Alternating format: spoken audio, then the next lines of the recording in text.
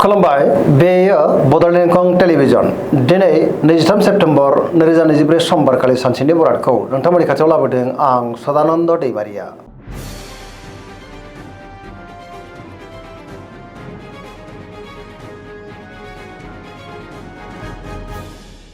सिगां फरायनो लादों मेष राशि गिबि हांखो अ ल। दिनैनि साना मोजां आरो गाज्रिनि गेजेरजों बाबेनलांनो हागौ। गोसोनि साननायफ्रा देबोर नांगोन। माबा नङा माबा मोनसे जाहोनाव लाजि फोनांजानो हागौ। सांग्रां जानाया गाहाम। सुथुराबो बांनो हागौ। बयजोंबो गोरोबनो गोब्राब जागोन। मावनो लानाय खामानिफोरखौ दिनै मावफुंनो हायोब्लाबो माबा नङा मोनसे गोरोन्थिबो मावफुंनो हागौ। गोसोआ दिनै जोबोर उसुखुथु जागोन। देहाया मोजाङै थागोन। सोरबा लोगोनिफ्राय हरखाबै गाज्रि खौरांबो फैनो हागौ। रांखावरियाव मोजां, बेफार फालांगियावबो मोजां होनजायो। गुबुननि थाखाय नाङा फाङा जेंनायाव गोग्लैनांनोबो हागौ। न'खराव अनलायनाय फैगोन। बिदा फंबायजों मोजां सोमोन्दो थागोन।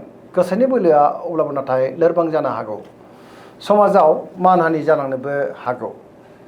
गोसोआ दिनै जोबोर उसुखुथु जागोन। फरायसाफोरा फरायनायाव गोसो दुंखांगोन आरो मोजां फिथाइ मोनगोन। धोरोमारि बिथिङाव गोसो दुंखांनो हागौ। अब्लाबो नाथाय नेगेटिभ एनार्जिनि गोहोमबो गोग्लैनो हागौ।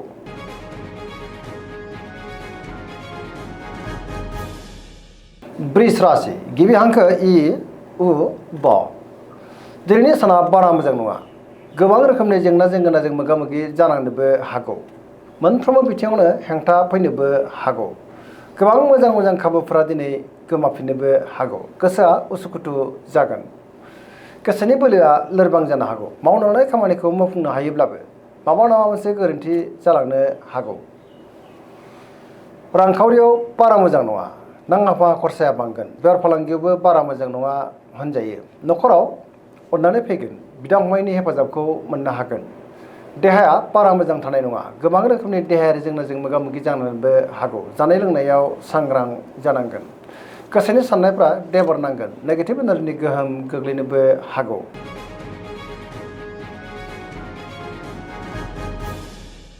मिथुन राशि गिबि हांखो ख स। दिनैनि साना जोबोर मोजां। पजिटिभ एनार्जिनि गोहोम गोग्लैगोन। मोनफ्रोमबो बिथिङावनो जाफुंसारगोन। गियाननि आंखाल जानाय नङा। गोसोआ दिनै जोबोर खुसि जागोन। देहाया मोजाङैनो थागोन। रांखावरियाव जोबोर मोजां। बेफार फालांगियावबो जोबोर मोजां मुलाम्फा मोननो हागोन। न'खराव दिनै अनलायनाय फैगोन। समाजाव मान मोननो हागोन। गोसोनि बोलोआ बांगोन। मावनो लानाय खामानिफोरखौ दिनै थि समावनो आरो गोरलैयैनो मावफुंनोबो हागोन। सोरबा लोगोनिफ्राय थोजासे अनसायनाय मोननोबो हागौ। गुबुनजों दिनै मोजां सोमोन्दो लाखिनो रोंगोन। बहाबा थाङोब्ला दिनै जोबोर मोजां आरो मोजाङैनो हान्थिनोबो हागोन। लाइमोनफोरनि गोसोआ दिनै जोबोर रमान्टिक जागोन। गावबा गावनि गोसोनि साननायफोरखौ फोरमायलायनोबो हागोन।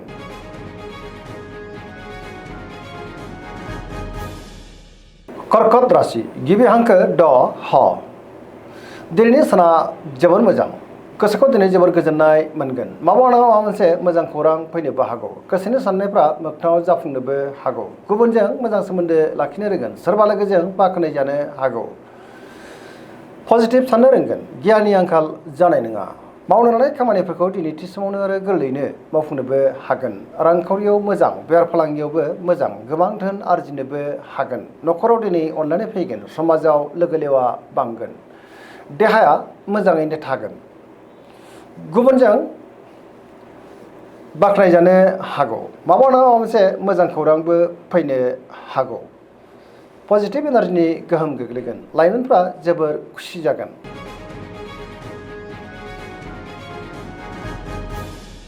सिंह राशि गिबि हांखो म ट। दिनैनि साना जोबोर मोजां। गोसोनि साननायफ्रा मोगथाङाव जाफुंनोबो हागौ। गोसोआव बोलो बांगोन। पजिटिभ साननो रोंगोन। मावनो लानाय खामानिफोरखौ दिनै थि समावनो आरो गोरलैयैनो मावफुंनोबो हागोन। सिगांनि बबेबा आद्रा खामानियाबो दिनै मावफुंजानो हागौ।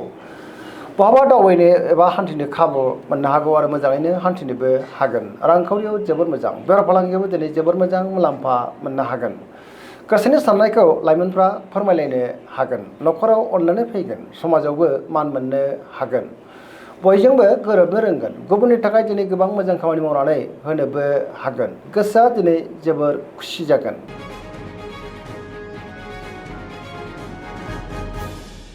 कन्या राशि गिबि हांखो फ ट। दिनैनि साना जोबोर मोजां।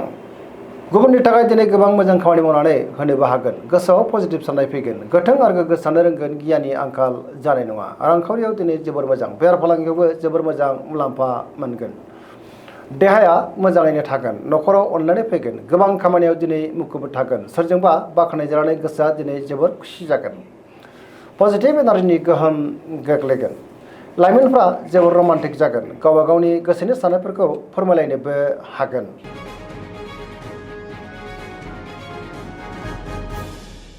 तुला राशि गिबि हांखो र ट दिनैनि साना जोबोर मोजां गोसोनि बोलोआ बांगोन गावनि गोसोनि साननायखौ दिनै गुबुननो फोरमायनोबो हागोन मावनो लानाय खामानिफोरखौ थि समावनो आरो गोरलैयैनो मावफुंनोबो हागोन देहाया मोजाङै थागोन बहाबा दावबायनो एबा हान्थिनो खाबु मोननो हागौ रांखान्थियाव दिनै जोबोर मोजां मोननो गोनांखौबो मोननो हागोन न'खराव बिसि फिसायनि गेजेराव अनलायनाय फैगोन समाजाव मान बांगोन बेफार फालांगियाव दिनै जोबोर मोजां मुलाम्फा मोननो हागोन गुबुननि गोसोखौ गोरलैयैनो बोनो हागोन लोगोफोरनिफ्राय थोजासे हेफाजाब मोननो हागौ गोदान थांखि लानो रोंगोन सेंग्रा सिख्लाफोरनि गोसोआ दिनै जोबोर रमान्टिक जागोन गावबा गावनि गोसोनि साननायफोरखौ फोरमायलायनोबो हागोन पजिटिभ एनार्जिनि गोहोम गोग्लैगोन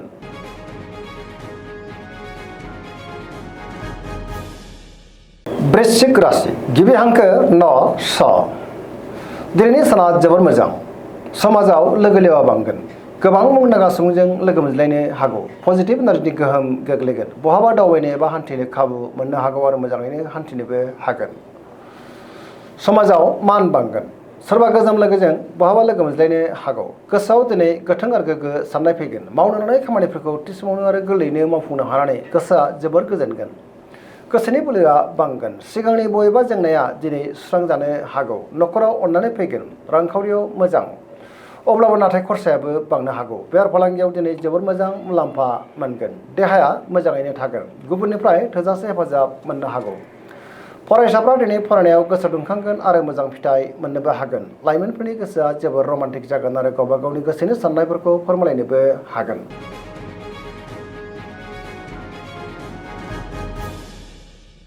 धनु राशि गिबि हांखो ढ फ भ दिनैनि साना मोजां आरो गाज्रिनि गेजेरजों बाबेलांनो हागौ गोसोआव गोनो गोथो साननाय फैनोबो हागौ नेगेटिभ एनार्जिनि गोहोम गोग्लैगोन बहाबा हान्थियोब्ला दिनै लामा सामायाव सांग्रां जानांगोन माबा नङा माबा मोनसे गाज्रि खौरांबो फैनो हागौ गोसोआव गोनो गोथो साननाय फैगोन रांखावरियाव मोजां अब्लाबो नाथाय खरसाया बांनो हागौ बेफार फालांगियाव मोजां होनजायो गोबां मोजां खाबुफोरा दिनै गोमालांनो हागौ समाजाव मान मोननो हागोन देहाया दिनै बारा मोजां थानाय नङा गोबां रोखोमनि देहायारि जेंनाजों मोगा मोगि जानांनोबो हागौ जानाय लोंनायाव दिनै सांग्रां जानांगोन गगा बायदिसिनाजों खस्थ' मोननांनोबो हागौ न'खराव दिनै अननानै फैगोन बिदा फंबायनिफ्राय हेफाजाबखौ दिनै मोननो हागोन लाइमोनफ्रा गावबा गावनि गोसोनि साननायफोरखौ फोरमायलायनो हागोन फरायसाफ्रा दिनै फरायनायाव गोसो दुंखांगोन आरो मोजां फिथाइ मोनगोन धोरोमारि बिथिङावबो गोसो दुंखांनो हागौ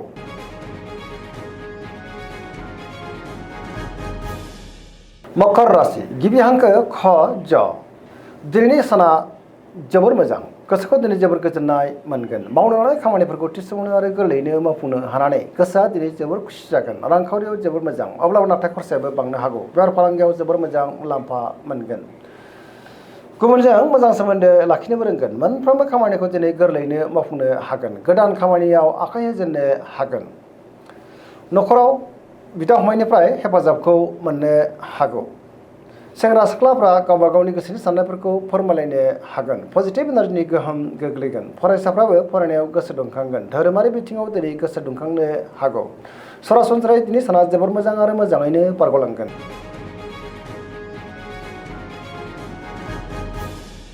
कुम्भ राशि गिबि हांखो ग स दिनैनि साना जोबोर मोजां गोसोखौ दिनै जोबोर गोजोननाय मोनगोन मावनो लानाय खामानिफोरखौ थि समावनो आरो गोरलैयैनो मावफुंनोबो हागोन बहाबा दावबायनो एबा हान्थिनो खाबु मोननो हागौ समाजाव लोगो लेवा बांनोबो हागौ गोबां मुंदांखा सुबुंजों लोगो मोनज्लायगोन रांखावरियाव दिनै जोबोर मोजां बहानिफ्रायबा गोबां धोन मोननोबो हागौ देहाया दिनै मोजाङैनो थागोन न'खराव अनलायनाय फैगोन गुबुननिफ्राय थोजासे हेफाजाब मोननो हागोन बिमा बिफानि अननाय आरो बोरखौ दिनै मोननो हागौ पजिटिभ एनार्जिनि गोहोम गोग्लैगोन मोनफ्रोमबो बिथिङावनो दिनै सांग्रां जानो रोंगोन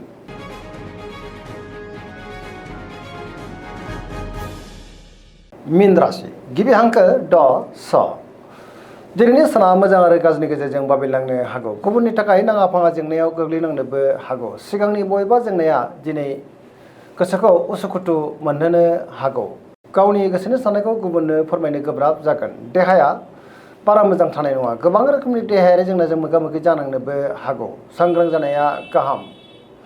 रांखावरियाव मोजां, बेफार फालांगियावबो मोजां होनजायो। सोरजोंबा रायखोमा जानो हागौ। लाइमोनफोरनि गोसोआ दिनै जोबोर उसुखुथु जागोन। अब्लाबो नाथाय गावबा गावनि गोसोनि साननायखौ फोरमायनो हागोन।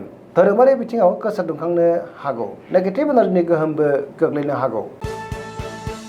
दिनैनि राशि फरायथिनाया एसेनोसै। जोबनायाव बेखौनो खावलायो जाहाथे नोंथांमोना सानफ्रोमबो जोंनि बे बड'लेण्ड इंखं टेलिभिजनखौ नायबाय थायो आरो साबस्क्राइब खालामो, लोगोसे लाइक खालामो आरो शेयार खालामो। एसेनोसै, गोजोन्थों।